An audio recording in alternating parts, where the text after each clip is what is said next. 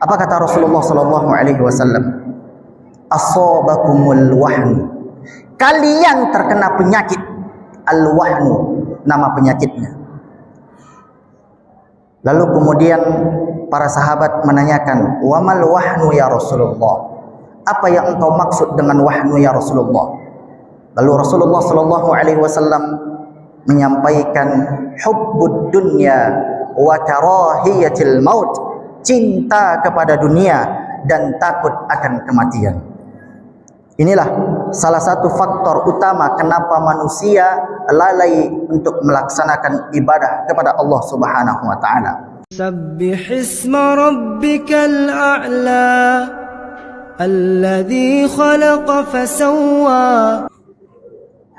Innal hamdalillah nahmaduhu wa nasta'inuhu wa nastaghfiruh wa na'udzu billahi min shururi anfusina wa min sayyiati a'malina.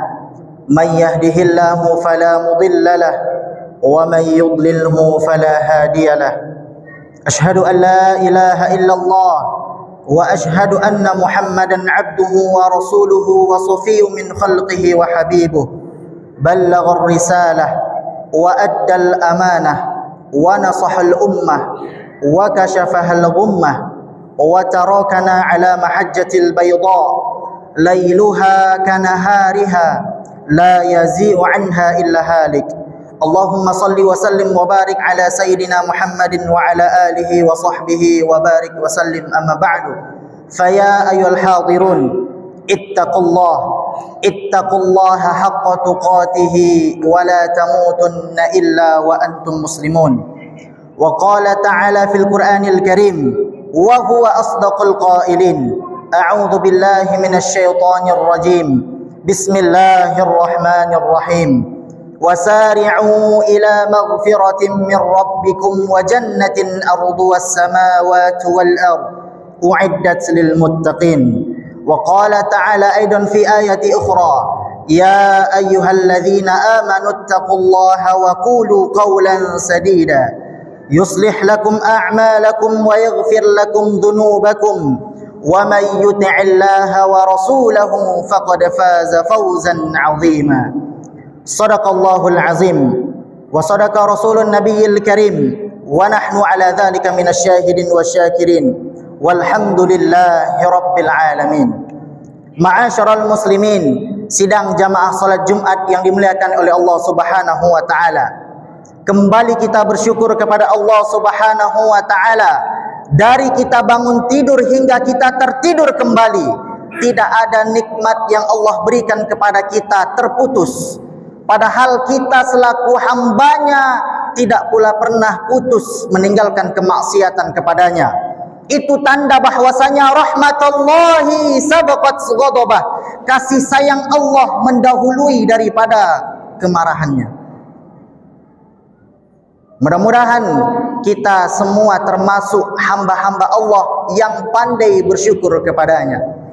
Kemudian salawat beserta salam tidak lupa pula kita hadiahkan kepada junjungan alam, yakni Nabi besar Muhammad sallallahu alaihi wasallam. Allahumma salli ala sayyidina Muhammad wa ala alihi wa sahbihi wa barik wa sallim. Assalamu alayka ya Rasulullah, assalamu alayka ya Nabi Allah.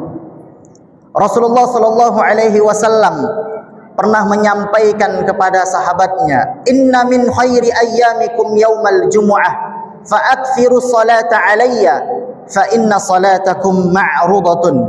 Duhai umatku, sesungguhnya kalian memiliki hari yang terbaik, punggawanya hari, yaitu hari Jumat.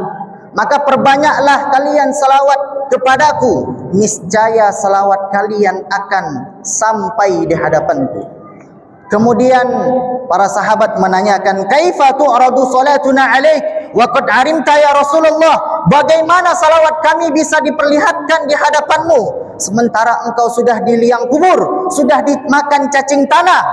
Lalu apa kata Rasulullah sallallahu alaihi wasallam? Wallahi innallaha qad harramal ardi an ta'kulal ajsadal anbiya. Sungguh Allah telah mengharamkan bumi ini untuk memakan jasad para nabi. Itu artinya salawat yang kita sampaikan di hari yang terbaik, di tempat yang mulia, insyaallah Allah akan sampaikan ke hadapan Rasulullah sallallahu alaihi wasallam. Mudah-mudahan kita termasuk umatnya yang kelak mendapatkan syafaat di akhir kiamat nanti. Amin ya rabbal alamin.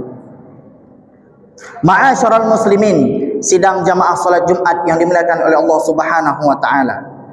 Orientasi kita diciptakan di muka bumi ini tidak lain dan tidak bukan untuk beribadah kepada Allah Subhanahu wa taala. Wa ma khalaqtul jinna wal insa illa liya'budun.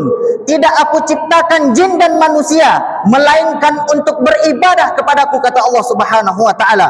Maka tak benar jika ada seseorang yang menyampaikan, "Hei, sisipkanlah waktumu untuk beribadah," atau luangkanlah waktumu untuk beribadah. Tak benar.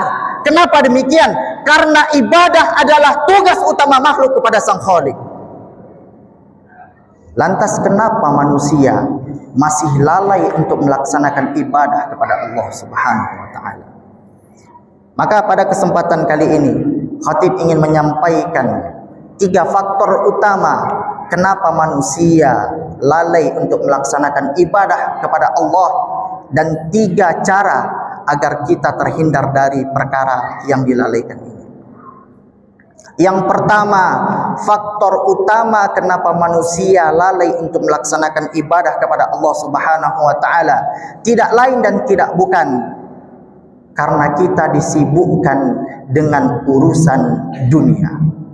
Sehingga hati kita diselimuti dengan dunia, dunia dan dunia. Salahkah kita untuk mengurusi dunia kita? Tidak.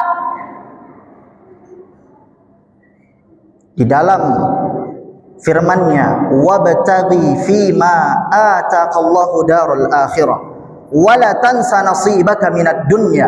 Utamakanlah urusan akhiratmu dan jangan lupakan urusan duniamu atau nasib duniamu.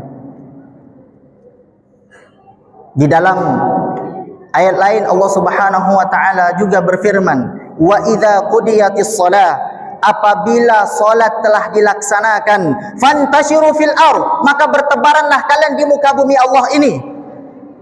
Wabtagu min fadlillah, dan carilah karunia Allah sebanyak-banyaknya.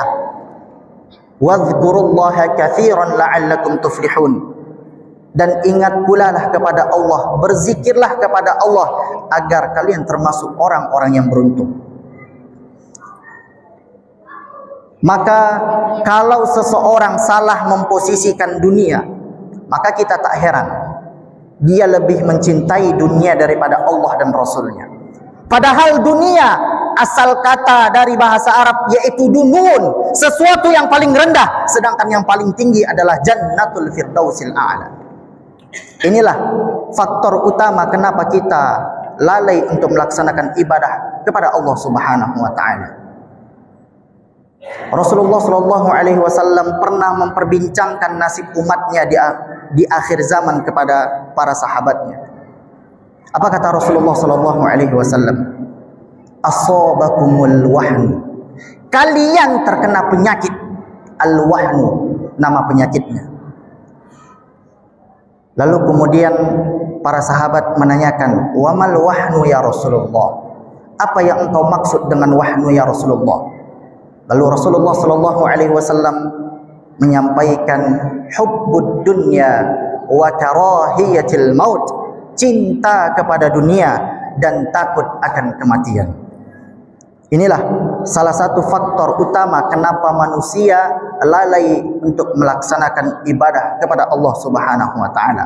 Kemudian yang kedua, faktor selanjutnya yaitu karena kemaksiatan.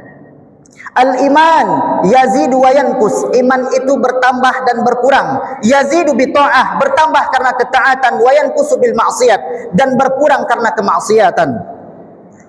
Kalau seseorang sudah bermaksiat kepada Allah Subhanahu wa taala, maka ibadah sebanyak apapun yang dia lakukan akan terasa hambar, tak ada kenikmatan di dalam hatinya. Maka disitulah musibah yang paling terbesar bagi seorang hamba ketika cahaya iman dicabut oleh Allah Subhanahu wa taala dan pintu hidayah ditutup oleh Allah Subhanahu wa taala. Na'udzubillah. Kemudian yang ketiga faktor kenapa manusia lalai untuk melaksanakan ibadah kepada Allah Subhanahu wa taala, yaitu karena kita sering menunda-nunda perintah Allah Subhanahu wa taala. Allah Subhanahu wa taala berfirman, "Wasari'u ila maghfiratin min rabbikum," dan bersegeralah kalian memperoleh ampunan Allah Subhanahu wa taala. "Wa jannatil ardu was samawati wal ard uiddat lil muttaqin," dan Allah sudah mempersiapkan syurga seluasnya langit dan bumi untuk orang-orang yang bertakwa. Kita diberikan kesempatan, kesehatan oleh Allah Subhanahu wa taala, tetapi kita masih saja enggan untuk melaksanakan ibadah kepada Allah Subhanahu wa taala. Maka inilah tiga faktor utama kenapa manusia lalai untuk melaksanakan ibadah kepada Allah Subhanahu wa taala. Kemudian tiga cara agar kita bisa meningkatkan kualitas ibadah kita, agar kita terhindar dari yang namanya lalai beribadah kepada Allah Subhanahu wa taala. Yang pertama, senantiasa kita duduk bersama orang-orang soleh. Rasulullah sallallahu alaihi wasallam bersabda, "Al-mar'u ala dini khalilih." Seseorang itu dilihat bagaimana keluarganya, bagaimana sahabatnya, bagaimana temannya. Kenapa demikian? Habib Umar bin Hamid Al-Jailani, mufti mazhab Syafi'i di Mekah, ketika beliau menyampaikan kepada muridnya dengan menggunakan kitab Sintun Aqyan, beliau menyampaikan, "Inna sahbatas salihin tu'athiru kathiran fi nufusikum." Berteman dengan orang-orang soleh dapat memberikan pengaruh terbaik kepada dirimu. Berteman kita dengan orang-orang yang senantiasa melangkahkan kakinya sebelum azan berkumandang, tidak tutup kemungkinan kita akan mengikuti langkahnya. Berteman pula kita dengan orang-orang yang senantiasa mensedekahkan hartanya di jalan Allah Subhanahu wa taala, tidak tutup kemungkinan kita akan mengikuti langkahnya. Kenapa demikian? Dikuatkan di dalam syair At-Tarfa Ibnu Abdi, dalam syairnya mengatakan, "Fa innal qarina bil muqarini yaqtadi." Teman satu dengan teman yang lainnya akan saling mensifati dan akan saling mengikuti. Maka beruntunglah bagi orang-orang yang berteman di dunia karena Allah Subhanahu wa taala. Karena banyak kita berteman di muka bumi ini, tapi di akhir nanti mereka saling menyalahkan. Al-akhilla yawma idzin ba'duhum li ba'din adu illal muttaqin. Maka kalau orang-orang yang berteman karena Allah, dia pasti akan menyuruh dalam kebaikan. Inilah cara agar kita meningkat kualitas ibadahnya kepada Allah Subhanahu wa taala. Yang pertama, senantiasa kita duduk bersama orang-orang soleh. Kemudian yang kedua, Rasulullah sallallahu alaihi wasallam menyampaikan, "Unzuru ila man asfala minkum." Lihatlah orang-orang yang di luar sana yang tidak sesempurna diri kamu. Betapa banyak orang-orang yang di luar sana yang tidak memiliki tangan, yang tidak memiliki kaki, tetapi memiliki semangat yang luar biasa untuk melaksanakan ibadah kepada Allah Subhanahu wa taala.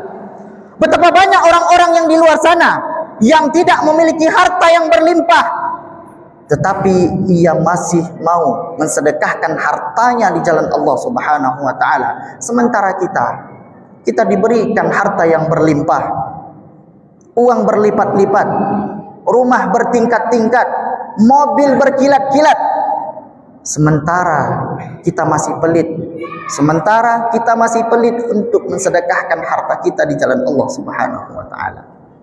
Maka sekali-sekali kita lihatlah orang-orang yang tidak sesempurna diri kita, insya Allah akan tumbuh semangat kita dalam beribadah kepada Allah Subhanahu wa taala. Kemudian yang ketiga sekaligus yang terakhir, Khatib ingin menyampaikan cara agar kita tidak lalai dalam beribadah kepada Allah Subhanahu wa taala, yaitu laksanakanlah ibadah tersebut seolah-olah itu adalah ibadah terakhir kita. Imam sebelum mulai ia selalu berpesan kepada makmumnya, istaqimu wa'tadilu, aqimu sufufakum wa la takhtalifu. Luruskan saf dan rapatkan. Kalau di Timur Tengah itu imam selalu menambahkan, yaitu bacaannya sallu salatan muwaddi', yang artinya solatlah seakan-akan itu adalah solat terakhir kita. Maka bayangkan jika Allah Subhanahu wa taala memberitahu kepada kita besok kita akan mati, apa yang akan kita lakukan? Semua orang akan berbondong-bondong untuk memberikan yang terbaik amalnya di sisi Allah Subhanahu wa taala. Allah tak tampakkan pahala kepada kita.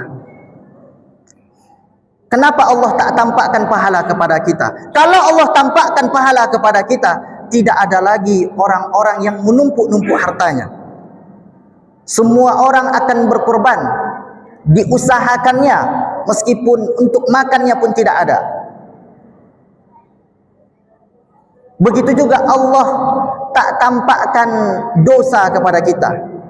Kalau Allah tampakkan dosa kepada kita, tidak ada lagi orang-orang yang melangkahkan kakinya ke tempat-tempat maksiat. Kenapa Allah tak tampakkan pahala? Kenapa Allah tak tampakkan dosa? Jawabannya satu, liyabluwakum ayyukum ahsanu amala. Untuk menguji kita, siapa yang paling terbaik amalnya di sisi Allah Subhanahu wa taala. Mudah-mudahan kita termasuk orang-orang yang pandai untuk mengambil kesempatan ini. Jangan sampai kita menjadi orang-orang yang digambarkan di dalam Al-Quran, Rabbana abasarna, ya Allah kami sudah menyaksikan, wa sami'na, kami sudah mendengarkan, farji'na na'mal salihah, kembalikan kami di atas muka bumi ini ya Allah, kami betul-betul ingin beramal sebaik-baiknya ya Allah. Tapi apa pepatah Arab mengatakan, lan tarji'al ayyamul ladzi madat, tak akan pernah kembali hari-hari yang telah berlalu. Mudah-mudahan selagi nyawa dikandung badan, selagi kita diberikan kesehatan oleh Allah Subhanahu wa taala, kita mampu untuk mengambil kesempatan ini dengan sebaik-baiknya. Kita beribadah dengan ibadah yang terbaik dan karena Allah dan untuk Allah. Fa'tabiru ya ulil absar la'allakum tuflihun.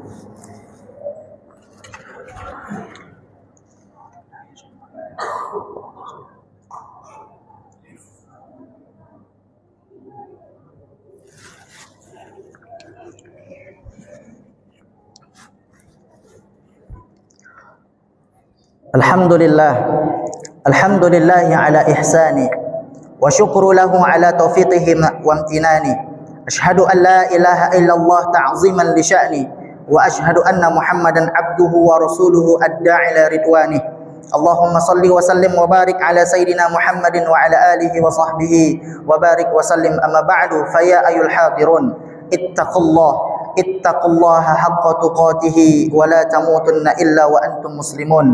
Wa qala ta'ala fil Qur'anil Karim wa huwa asdaqul qailin, a'udzu billahi minasy syaithanir rajim, bismillahirrahmanirrahim, wal 'asr innal insana lafi khusr illa alladhina amanu wa 'amilus solihati wa tawasaw bil haqqi wa tawasaw bis sabr. Innallaha wa malaikatahu yusholluna 'alan nabi ya ayyuhalladzina amanu sallu 'alaihi wa sallimu taslima. Allahumma salli ala Sayyidina Muhammad wa ala ali Sayyidina Muhammad kama sallaita ala Sayyidina Ibrahim wa ala ali Sayyidina Ibrahim wa barik ala Sayyidina Muhammad wa ala ali Sayyidina Muhammad kama barakta ala Sayyidina Ibrahim wa ala ali Sayyidina Ibrahim fil alamin innaka Hamidum Majid. Allahumma ighfir lil muslimina wal muslimat wal mu'minina wal mu'minat الأحياء منهم والأموات برحمتك يا أرحم الراحمين اللهم اغفر لنا ذنوبنا ولوالدينا وارحمهم كما ربونا صغارا ولجميع المسلمين والمسلمات والمؤمنين والمؤمنات الأحياء منهم والأموات برحمتك يا أرحم الراحمين اللهم صحي أجسادنا يا الله sihatkan badan kami wa qawi imanana kuatkan iman kami wa barik fi arzaqina berkahi rezeki kami